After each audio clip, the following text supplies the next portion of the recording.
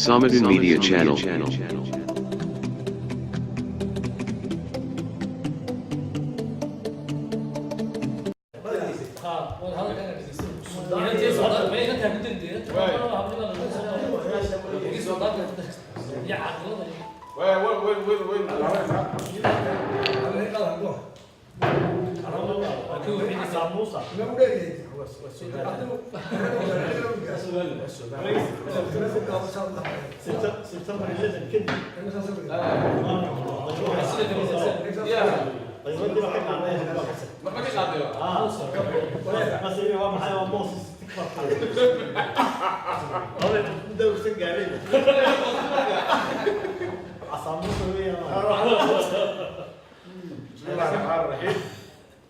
بسم الله الرحمن الرحيم وانا خيرنا مركه هره مركاسي في عمدو ولا دغيسانيسان كو موضوع هجيسكا ولا تشيغا صدح حسب القرن arrinta saami qaybsiga raasla golaha wakiilada Jamhuuriyadda Soomaaliya taariikh toddobaatankii bisha Julaay 2016 kulanka afraad ee isugu yimaadeen saddex xisbi qaran ee Jamhuuriyadda Soomaaliya oo ay ku falanqeynayeen saami qaybsiga raasla golaha wakiilada iyadoo ay isu gudoominayeen akaademiga nabadii horumarka iyo dalada ururada bulshada rayidka ah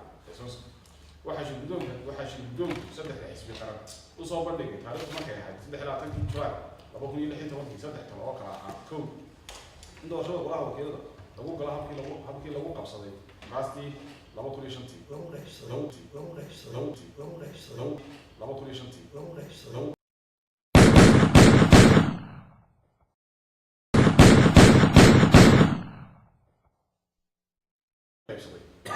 in doorashada golaha wakiilada iyo saami qaybsiga raasta lagu saleeyo iyada oo la sameynayo tirakoob qaran national census saddex in saddexda xisbi qaran ka gaaraan go'aan qaran oo midaysan habka saami qaybsiga raasta golaha wakiilada sidaa darteed kulankii qabsoomay 17 bisha Julaay 2016 oo ahayd maanta waxaa dood dheer ka dhacay saddexda xisbi qaran tala ay isugu noqdeen kadib waxa ay soo jeediyeen in aanay ahayn wax go'aan ah oo ay ka qaadan karaan arrinta saami qaybsiga raasta golaha wakiilada sidaa darteedna waxay soo jeedin talada dib loogu celiyo madaxweynaha Jamhuuriyadda Soomaaliya waxay isla gaareen saddexdan qodob ee hoos ku qoran kow in arrinta saami qaybsiga raasta golaha wakiilada dib loogu celiyo madaxweynaha Jamhuuriyadda Soomaaliya isla markaana madaxweynuhu go'aan kala dambaysa ka gaaro arrinta saami qaybsiga raasta golaha wakiilada laba waxaa la isla qaatay in saddexda xisbi uu hoggaansamaan go'aanka madaxweynaha Jamhuuriyadda Soomaaliya gaaro ee khuseeya arrinta saami qaybsiga raasta golaha wakiilada saddex in akaademiga nabadii horumarka iyo dalada ururada bulshada ee SOS ay ku ilaaliyaan saddex xisbi qaran fulinta qodobada lagu heshiiyey saxiixayaasha Cabdiraxmaan Maxamed Cabdullaahi Cali gudoomiyaha xisbiga wadani Muuse Biixi Cabdi gudoomiyaha xisbiga Kulmiye injineer Faysal Cali Xuseen gudoomiyaha xisbiga Ucud sultaanka ugu horeeya qaatiya maxamed Faarax gudoomiyaha akaademiga nabadii sultaanka ugu horeeya محمد أحمد سهل أجسماء البلد وغيره بشيء صوص وقع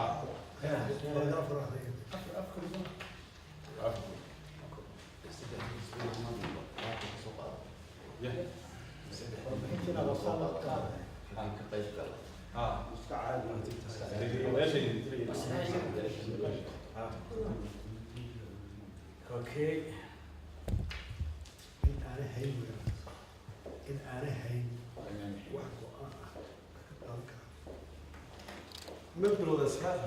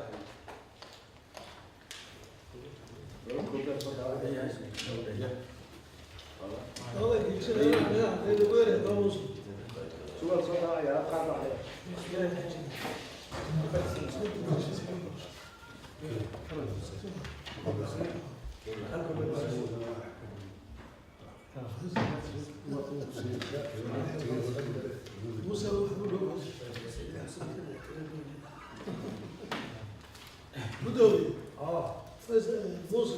هذه هذا وضعي تجنح بيا ناك يجني هذا وضعي تجنح بيا ناك يجني هذا وضعي تجنح بيا ناك يجني يا رد صدق هاي كلمتي ما هذا بس عنا درضي يجينا يعني رد عارتك صدق شو كان كذي صوتي ما رد المضيق هذا بس ده مدير ما راح يقول شيء واحد كل شيء زي ما الحين السوري ست ما يوانص هاي واحنا كل هذا يسد حين مرشح وحتى لكن كروات هذا هو يعني والله قال كويس بدك الوصل عن النص يعني صح ما كان على السوق من سنه جديده في الدوران عرفوا سووا وين يمشي ما هاي يعني في سوق الرسول وسيج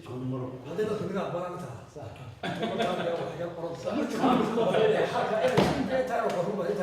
ما انت فتره ليش وكان هو في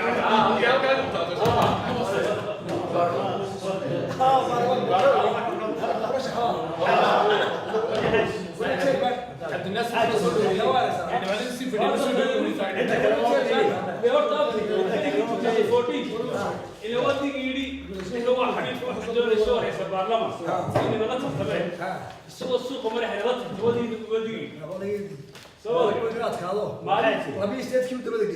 تقول يا افري كل مين انه هو انا صور ما حد هذا برا صور مريح صور كل والله ما بحكي هذا شيء ده ما لقيه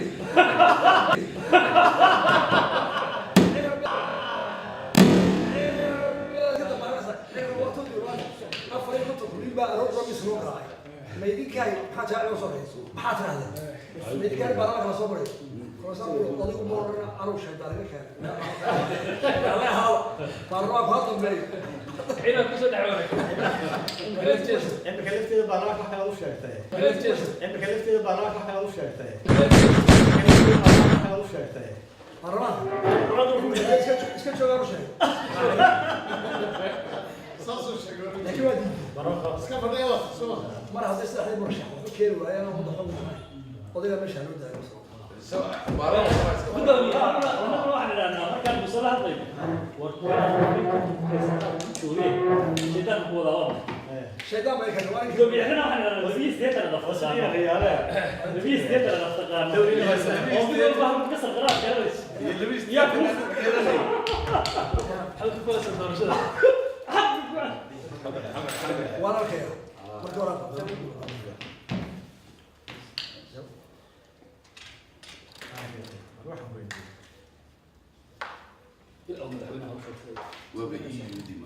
يا يا